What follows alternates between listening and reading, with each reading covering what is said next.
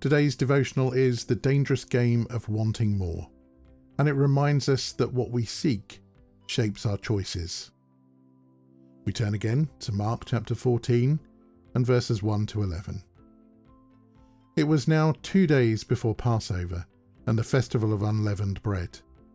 The leading priests and the teachers of religious law were still looking for an opportunity to capture Jesus secretly and kill him. But not during the Passover celebration, they agreed, or the people may riot. Meanwhile, Jesus was in Bethany at the home of Simon, a man who had previously had leprosy. While he was eating, a woman came in with a beautiful alabaster jar of expensive perfume, made from essence of nard. She broke open the jar and poured the perfume over his head. Some of those at the table were indignant. Why waste such expensive perfume, they asked. It could have been sold for a year's wages and the money given to the poor. So they scolded her harshly. But Jesus replied, "Leave her alone. Why criticize her for doing such a good thing to me? You will always have the poor among you, and you can help them whenever you want to. But you will not always have me. She has done what she could, and has anointed my body for burial ahead of time.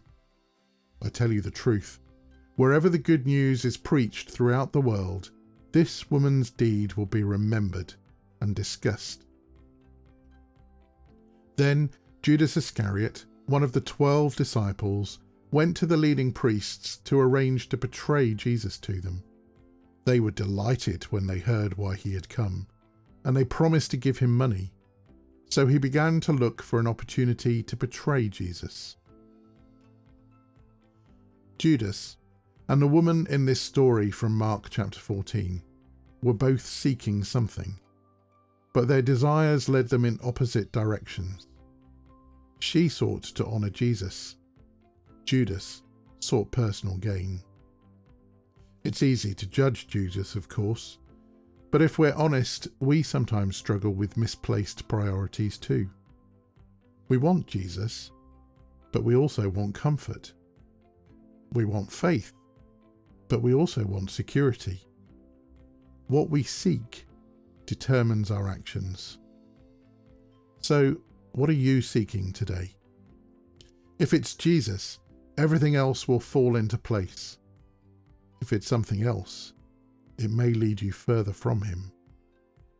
So seek Jesus first today, whether in your conversations, in the decisions you must make, or in your quiet moments. Ask, is this drawing me closer to Christ?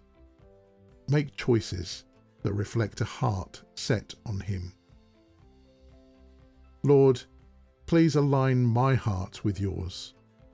If I am chasing anything more than you, draw me back to you.